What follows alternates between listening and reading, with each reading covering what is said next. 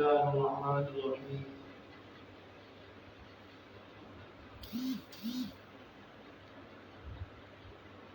يا أيها الإنسان ما غرك بربك الكريم وقال النبي صلى الله عليه وسلم لو أذن الله للسماوات والأرض أن تتكلم بشرة من سام رمضان بالجنة صدق الله العظيم.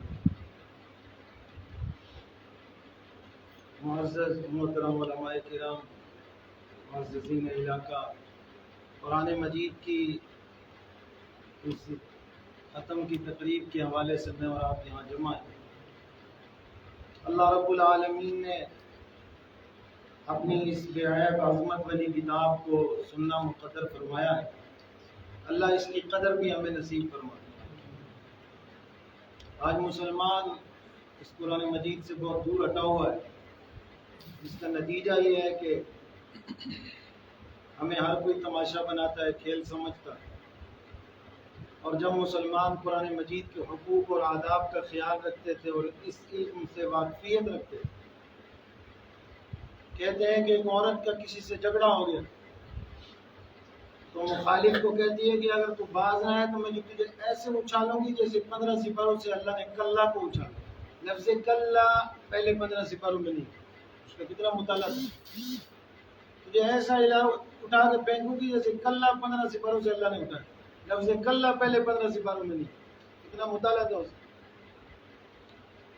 تو قرآن مجید پھر جس چیز کو ہم مطالعہ سمجھتے ہیں، بعض اوقات چھوٹا پھوٹا اخبار رسالے اوپر نیچے دیکھ دور کے بندہ غامزی بن جاتا ہے اور سمجھتا ہے میں نے بڑا مطالعہ کر لیا اور میں نے بڑی تحقیق کر لی ہے۔ اس کو تحقیق نہیں کہتے۔ یہ جتنے لوگ ہیں یہ لوگوں کو قرآن سے توڑنے والے، ایمان سے توڑنے والے، کوئی تراویح سے توڑ رہا ہے، کوئی نماز سے توڑ رہا ہے۔ یہ سارے مانتے ہیں کہ رمضان آتا ہے، رزق بڑھ جاتا ہے، روٹی بڑھ جاتی ہے، اتنا ہو جاتا ہے، اللہ نفلوں کو فرضوں پہ لے جاتا ہے، فرضوں کو 70 درجوں پہ لے جاتا ہے، لیکن تراویحاں 20 سے اللہ کھینچ کے 8 پہ لے آتا ہے۔ یہ سمجھ نہیں آتی کہ اللہ نماز کو پیچھے کیوں لے آتا ہے۔ تو یہ وہ فضول باتیں ہیں جو آزاد منش لوگوں کی گڑی ہوئی بات ہے۔ اگر بندے کو اللہ پر یقین ہو تو بندہ اس طرح سے نہ کرے، اور وہ کرے جو اس کو کرنا چاہیے۔ اللہ رب العالمین نے اپنی عبادت کے لیے لوگوں کو چنا ہے، پیدا کیا ہے۔ جو واقعی عباد اللہ ہیں وہ اللہ کی عبادت میں فخر کرتے ہیں، راتوں رات رب کے سامنے بیٹھتے ہیں، مناجات کرتے ہیں، دعائیں کرتے ہیں، اللہ کو پکارتے ہیں۔ اسی سے تو انسان بندہ بنتا ہے، فضیلت ملتی ہے، شرف آتی ہے۔ اور اگر یہی چیز انسان چھوڑ دے، ہمارے بڑے علماء کے بارے میں، اولیاء اللہ کے بارے میں آتا ہے کہ روزانہ 200 نفل پڑھتے۔ ہارون رشید روزانہ 200-400 نفل پڑھتے۔ تو یہ 20 تراویح نہیں پڑھتے سال بعد، اس پر مناظرے کرتے ہیں بے وقوف کے بچے، کیسے نادان ہے۔ اس کا مطلب یہ ہوا کہ جتنے اولیاء کرام ہیں، جس کا مرضی نام لے لو، پیران پیر کا لے لو، سلطان باؤ رحمہ اللہ کا، بختیار کاکی رحمۃ اللہ، ان کی کتابیں کوئی کھول کے پڑھے تو صحیح۔ یہ رات نفلوں میں گزارتے تھے، لہٰذا نعوذ باللہ ان نے بڑا غلط کر دیا۔ ان کو تو سال بعد بھی تراویح نہیں پڑھنی چاہیے۔ پیران پیر رحمۃ اللہ علیہ نے خود غنیت الطالبین کے اندر لکھا ہے کہ 20 تراویح پڑھی جائیں اور پوری امت پڑھتی ہے۔ اب افسوس یہ ہے کہ ہم ایسے آزاد خیال لوگ ہیں اور ایسے دین ایمان مسجد سے ٹوٹے ہوئے لوگ ہیں کہ ہم دنیا بھی مغرب سے سیکھتے ہیں، دین بھی مغرب سے سیکھتے ہیں، کہ ادھر سے روشنی کس طرح کی آتی ہے اس طرح سے ہم دین ایمان سیکھتے ہیں۔ تو جب یہ حال ہوگا تو پھر نتیجہ تو غلط ہی نکلے گا۔ اللہ کے رسول صلی اللہ علیہ وسلم نے فرمایا لو اذن اللہ للسماوات والارض ان تتکلم، اگر اللہ زمین اور آسمان کو بات کرنے کی قوت دے دے تو بشارتا، یہ دونوں بشارت سنائے، من صام رمضان بالجنتی، جس نے رمضان کا روزہ رکھا ہو اس کو جنت کی بشارت سن، جو تجھے مبارک ہو، رب نے دے دی ہے جنت میں۔ اللہ کی مسجدوں کو آباد کرنا یہ اللہ کے بندوں کا کام ہے۔ علامہ اقبال نے کہا تھا افسوس سی مقام یورپ اگاہ نیست، چشمے او ینظرو بنور اللہ نیست، کہ جو آنکھ اللہ نے ایمان والے کو دی ہے وہ کسی غیر کو تو نہیں اللہ نے دی۔ کہ وہ اس مقام کو سمجھ سکے جو ایمان والا سمجھتا ہے، جو دین والا سمجھتا ہے۔ لازمی بات ہے، کتنی فضول چیزیں ہیں جن سے اسلام ہمیں منع کرتا ہے۔ اللہ کے رسول صلی اللہ علیہ وسلم نے فرمایا من حسن الاسلام المرء ترکہ ما لا یعنیہ، آدمی کے اسلام کے حسن کی اور زینت کی نشانی ہے فضول چیزیں چھوڑ، فضول چیزیں چھوڑ۔ تو آج آدمی اپنے آپ کو مکمل تب سمجھتا ہے جب اس کے پاس خوب بھر کے فضول چیز، اچھی طرح سے فضولیات اس کے پاس جمع ہو جائے تو وہ سمجھتا ہے میں اب چین کی زندگی۔ اور ان فضول چیزوں میں سب سے بڑی فضول چیز وہ موبائل۔ اور یہ ایسا ہے کہ اگر آج کسی مسلمان کو رات کعبے میں گزارنی نصیب ہو کہ یار آپ کو اجازت ہے کعبے کے اندر بیٹھ، دروازہ کھول، ہو سکتا ہے وہ کہے یار کدھر اکیلے چھوڑ کے جا رہا ہوں کو موبائل شوبائل دے تو میں نکال کیسے کروں، کیونکہ اس کو کیا پتا میں نے کعبے میں بیٹھ کے کیا کریں۔ چونکہ ہم جس ماحول میں بڑے ہیں، یہاں تک پہنچے ہیں، اس ماحول میں ہمیں اللہ کا در، اللہ کا تعارف، اللہ کی طرف ہمیں بڑھنے کا شوق نہیں دلائے، آزاد منشی اور برے ہمارے حالات ہیں جن کی وجہ سے آج ہم یہاں پہنچے۔ اللہ رب العالمین رمضان المبارک ہر سال بندوں کو مقدر کر، اگر بندہ یہی دیکھے کہ ان حالات کے اندر ہم اپنے آپ کو کتنا بدلتے ہیں، ہمارے اندر کتنا شوق و شغف پیدا ہوتا ہے قرآن مجید، اور کتنی اس کی لگن ہمارے اندر پیدا ہوتی ہے کہ ہم قرآن مجید کی طرف متوجہ ہو جائیں اور اس کو اپنی زندگی میں لے آئیں، اس کو اپنے اندر پیدا کریں، مرد ہوں یا عورتیں۔ ابھی آپ دیکھ رہے ہیں ابھی بازار کے اندر کیا صورتحال، عید کی تیاری ہو، روزے بوزے لوگ کوئی نہیں رکھے لیکن سوٹ 3 4 خرید رہے، اور دن کو جناب دکانوں کے اوپر پردوں کے پیچھے پانی پی رہے، اور کیا ہو رہا ہے جی عید کی تیاری۔ پیران پیر رحمت اللہ نے فرمایا لا عید لمن لبس الجدید، عید اس کی نہیں ہے جو نیا سوٹ پہن لے، ولکن العید لمن خاف الوعید، عید اس کی ہے کہ جو اللہ کے بتائے ہوئے کو سمجھ جائے اور اپنے آپ کو گمراہ نہ کرے، ولکن العید لمن خاف الوعید، جو اللہ کی باتوں سے، وعدوں سے اور غضب کی آیتوں سے ڈر جائے، عید اس آدمی کی۔ عید اس چیز کا نام تھوڑا ہے کہ پورا مہینہ رمضان کا تقدس پامال کیا اور دن سارا بازار کے اندر گزارا، اور پھر عید والے دن وہ سمجھے کہ میں عید کی خوشیاں لوٹ رہا ہوں۔ مسلمان اگر ہو جائے، اور پھر مسلمان کسے کہتے ہیں؟ مسلمان تو اس کو کہتے ہیں جو کلمہ شرمہ پڑھ لے، جیسے آج ہم۔ ایماندار بننا ہے، مومن مسلمان ہو، بس مسلمان ہے، نماز نہیں پڑھتا مسلمان، حلال حرام کی تمیز نہیں ہے اس کو مسلمان کہتے، جائز ناجائز کا کوئی خیال نہیں کرتا وہ مسلمان ہے۔ مومن وہ ہے کہ حلال حرام، جائز ناجائز، غلط صحیح اور سیاہ سفید کو پورا چاند پڑک کے اختیار کرتا ہے، اور ایسی غلط راہ کو نہیں لیتا، اختیار کرتا، استعمال کرتا، استوار کرتا جو اس کو اللہ کے راستے سے دور کر دے، اس کو مومن ہے۔ تو مومن کہاں ہے؟ ایمان والوں سے تو دنیا خالی ہے، خال کے ہی ملیں گے ایمان والے۔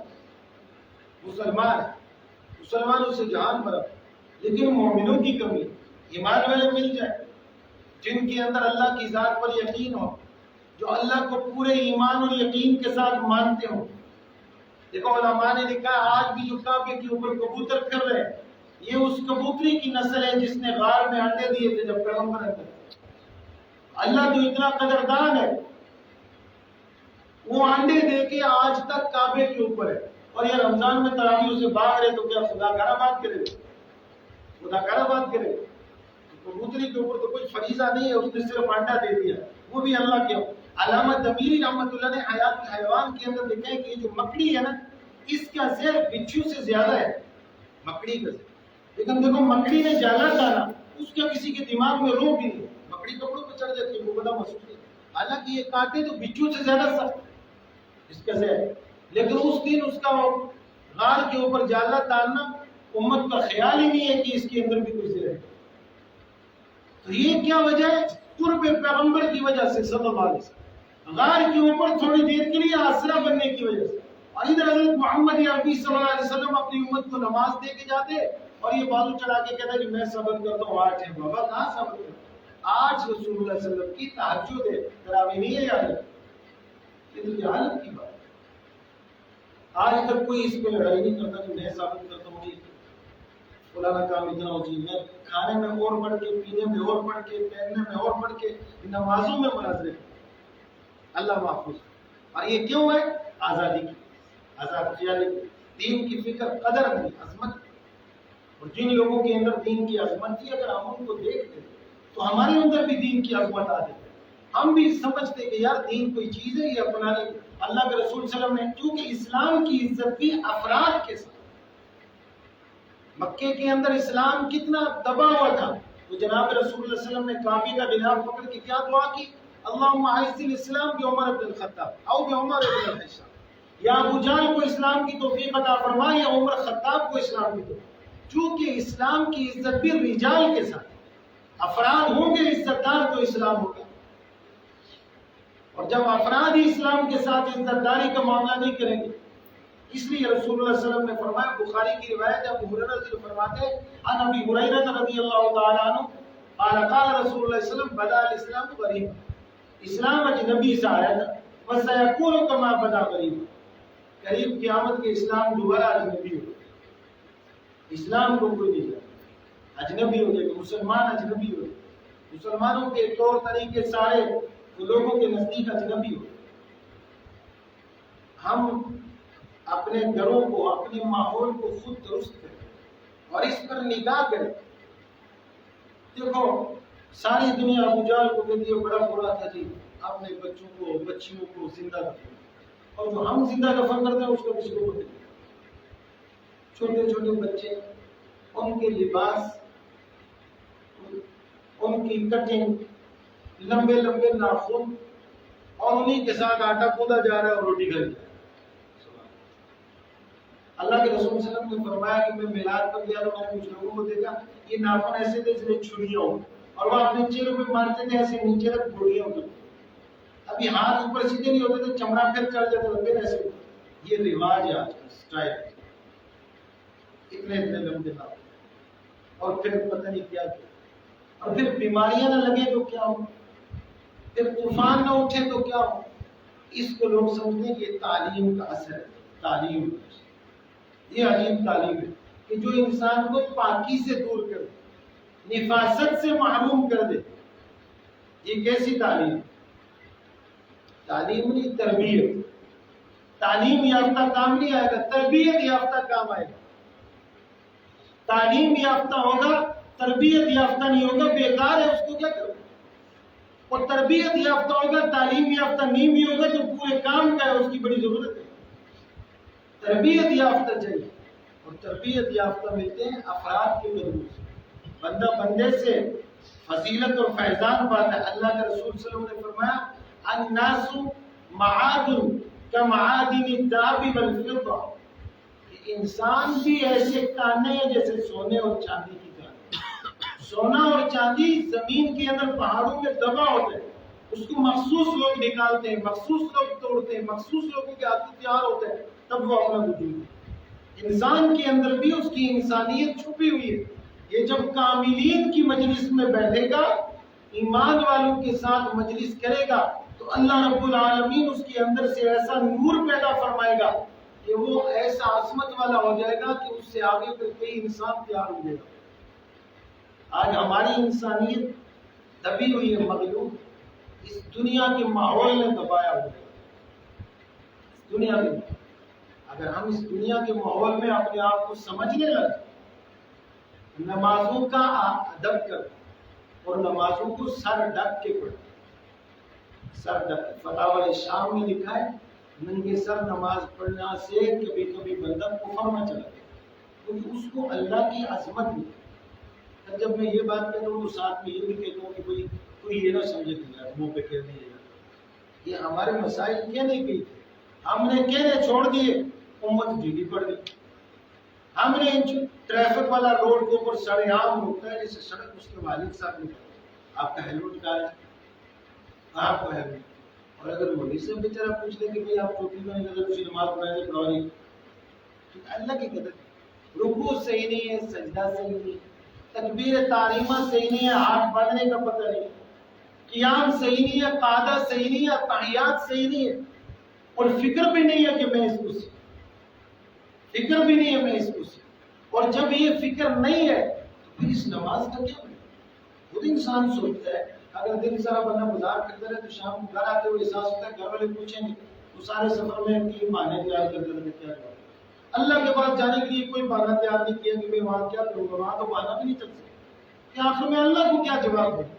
اللہ کے سامنے تو اللہ تعالیٰ قرآن مجید میں فرماتا ہے یوم تری المجرمین، کہ اس دن تم دیکھو کہ مجرمین کو مقرنین فی الاصفاد، ہم ان کو زنجیروں کے اندر باندھ دیں، اور چنگات کتنے تیز ہے۔ اللہ کہتا ہے وَلَقَدْ عَلِمَتِ الْجِنَّةُ إِنَّهُمْ لَمُحْضَرُونَ، جنوں کو بھی یہ پتا ہے کہ میں ان کو ایسے جکڑ دوں گا ہل نہیں سکتے۔ سرابیلہم من قطران، ان کو ایسی قمیضیں پہنائی جائیں گی جو گندک کی، وَتَغْشَى وُجُوهَهُمُ النَّارُ، اور ان کے منہوں کو میں آگ کے ساتھ لپیٹ دوں گا، ایسا جکڑ دوں گا۔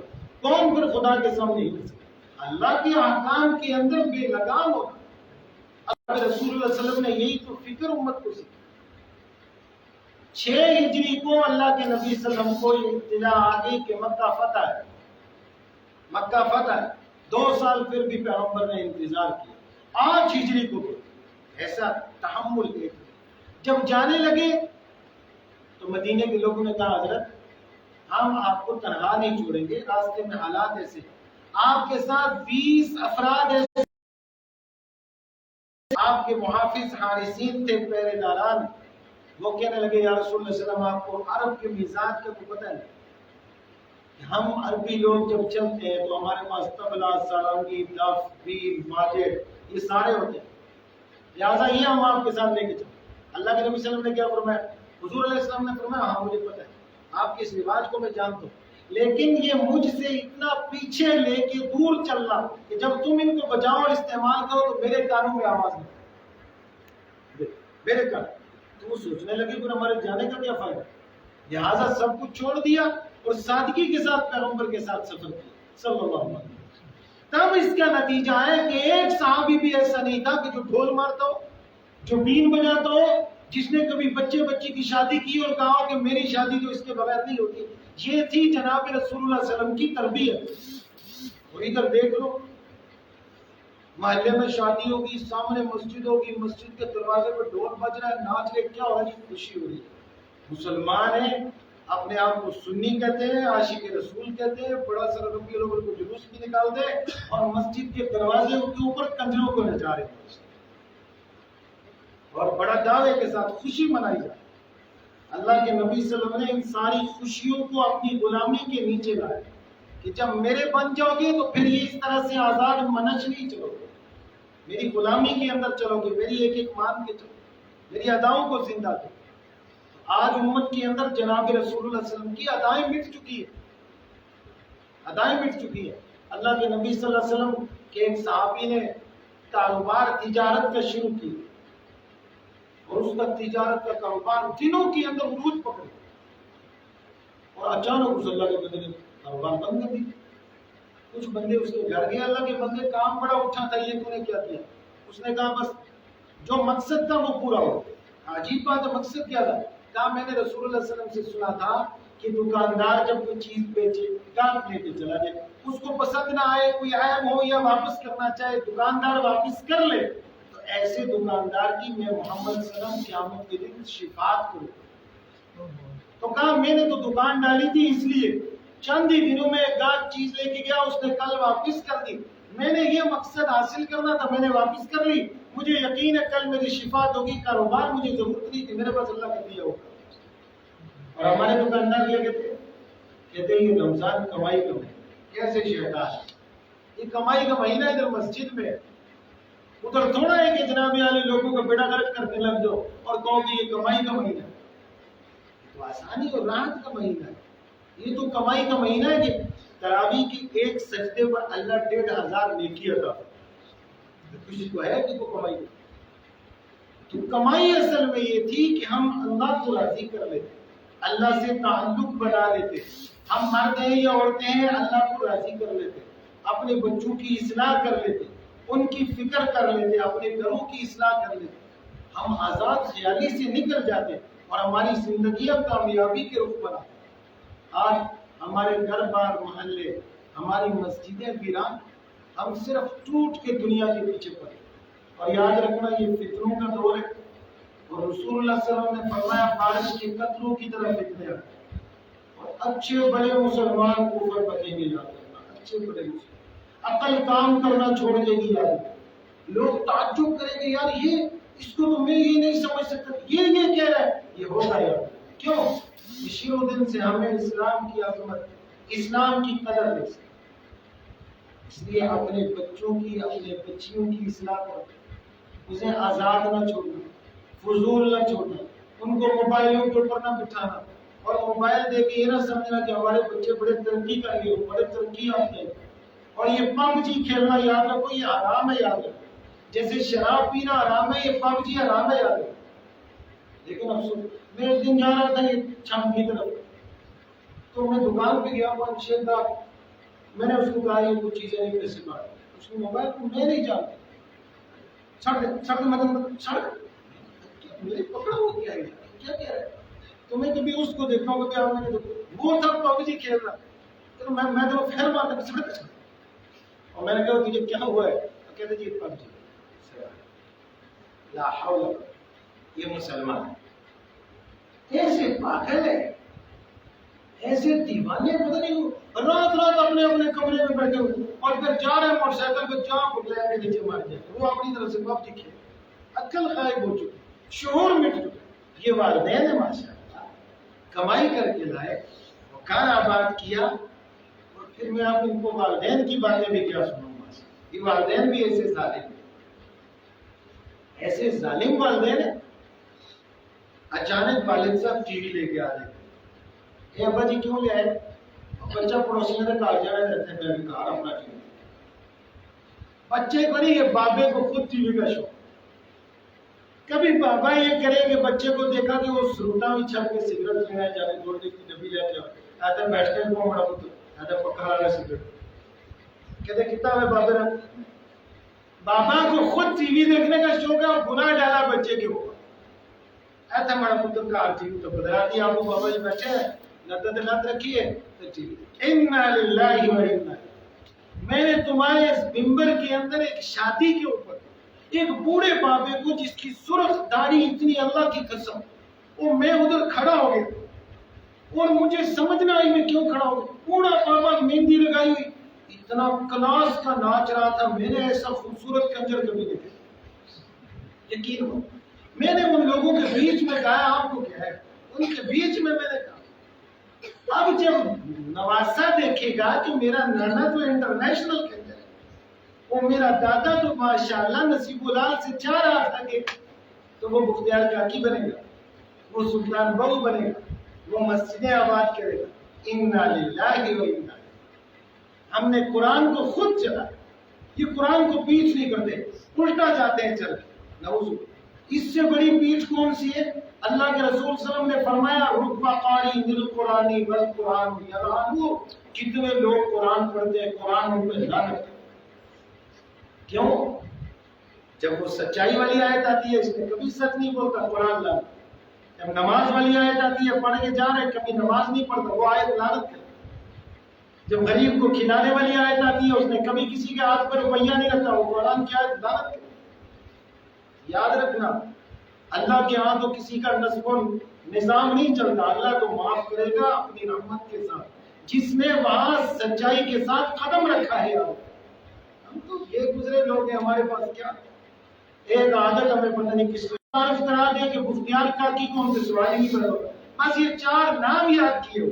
شکر ہے خدا کا یہ بھی کہ اگر قیامت کے دن اتنا مجھ سے نکل جائے کہ میں اس دین پر ہوں جس دین پر پیران پیر تھے، تو یہ بھی بڑی، اور میں اس اسلام کو مانتا ہوں جس اسلام کو سلطان بہو مانتے، تو یہ بھی بڑی بات۔ یہ روشن نام اور یہ اونچے نام، عظمت والے نام اس لیے ہوئے کہ انہوں نے حضرت محمد صلی اللہ علیہ وسلم کی تعلیمات کو زندہ کیا۔ اور پھر جوانوں، اپنی عبادت کو درست کرو، جہاں بھی ہو اپنی نمازوں کو پورے صبر و ثبات کے ساتھ پڑھو، اور گناہوں سے اپنے آپ کو نکالو اور ایک ایسی پاک شفاف زندگی کے اندر قدم رکھو کہ جس زندگی کے اوپر رب بھی رشک کرتا ہے کہ یہ میرا بندہ ہے.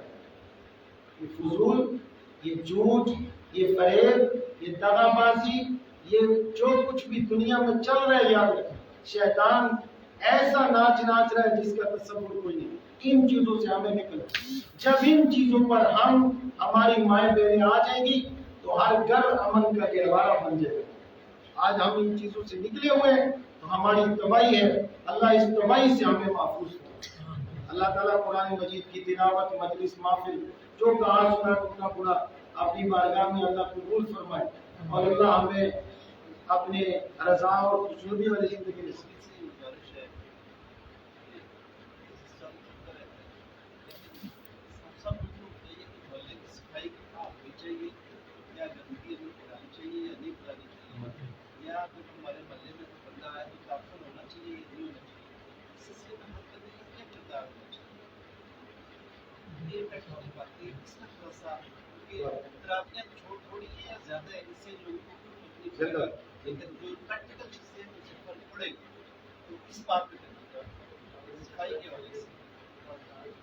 بہت اچھی بات ہے.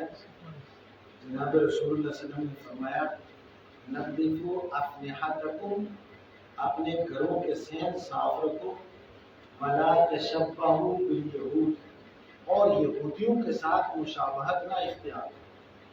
گندگی شیطان کا، گندگی چاہے بدن میں ہو، گندگی چاہے محلے میں.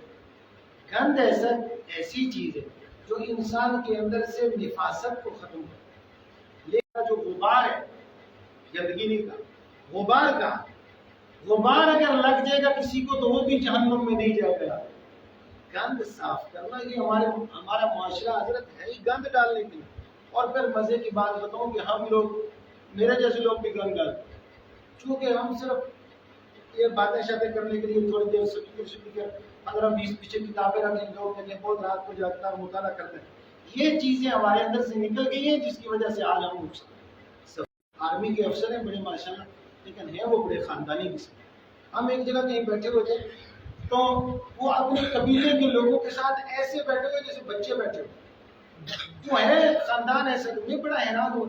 ہمارے اندر کچھ چپڑاسی بھی لگی ہے تو بس وہ پھر بیگم کے اوپر بھی گارا کے ایسے کرتا ہے جیسے ڈی سی آفس میں ڈی سی بیٹھا ہوا. یہ کام ہے. رسول اللہ صلی اللہ علیہ وسلم ازواج مطہرات بتاتی ہے اللہ کے نبی صلی اللہ علیہ وسلم اپنے جوتے خود گانٹھ لیتے. آج میرے سمیت کو بتایا اس نے کبھی اپنا جوتا نہیں، کبھی سوٹ استری کیا ہو.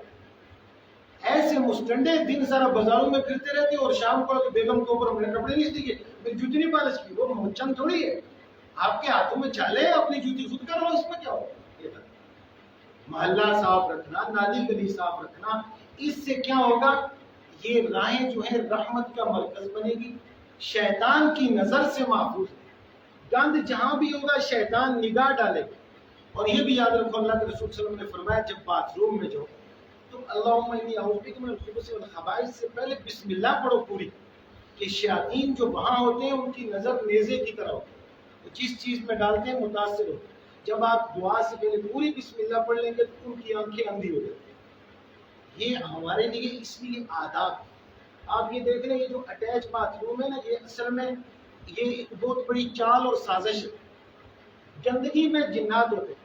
اب ایک گھر ہے اس کے اندر بڑا سارا گھر ہے، 4-5 باتھ روم ہے، تو سمجھو 4-5 جناب علی وہ کسی فورس مخالف کے کمرے ہیں، آپ اس گھر کے اندر شیاطین کے اندر رہتے.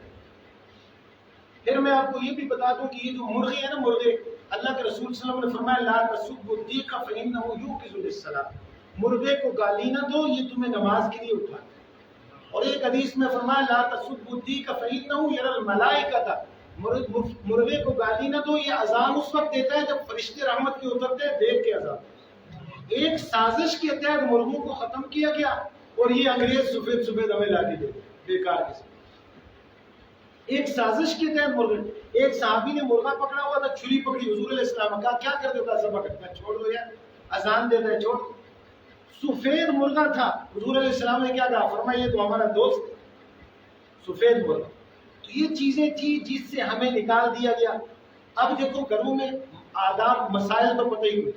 بچے نے پیشاب کر دیا، کپڑا اٹھایا، یہ مار دیا اور جناب دیوار پہ سٹ۔ دوسرے دن وہی کپڑا اٹھایا، پوری بالٹی میں مارا، پورا گھر صاف کر دیا۔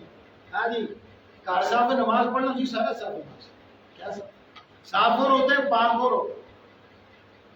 اس لیے صفائی بولتے ہیں، اس لیے شریعت نے آداب رکھے، احکام رکھے کہ انسان اپنے آپ کو بھی صاف رکھے، اپنے دل کو بھی صاف رکھے، دماغوں کا نظروں کی حفاظت کرو۔ نظر تیر ہے شیطان کی تیروں میں سے، جس چیز کو دیکھتا ہے اپنے اندر اثر ہوتا ہے۔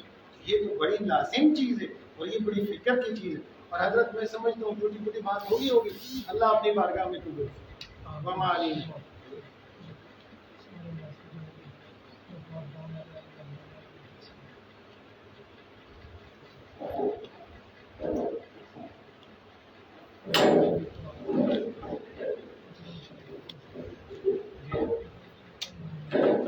سارے لوگ ایک دفعہ فاتحہ 3 دفعہ اخلاص پڑھیں،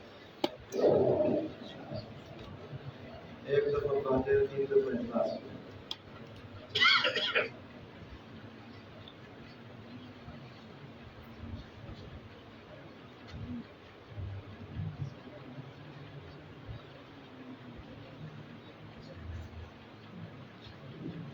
تاریخ بغداد میں لکھا ہے کہ بغداد کے قبرستان میں اللہ نے مردوں کو 2 جنتی جوڑے اور ان کی قبروں کو کشادہ کر دیے اور ان کی قبروں میں ایک جنتی مشعل جلا دی۔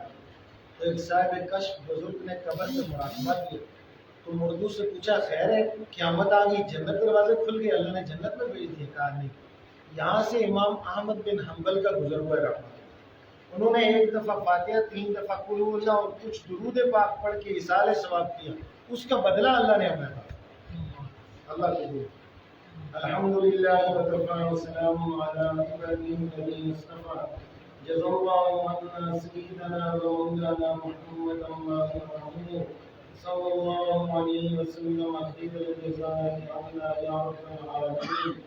ربنا عليك توكلنا وإليك أنبنا وإليك المصير، اللهم إنا نجعلك في نحورهم ونعوذ بك من شرورهم۔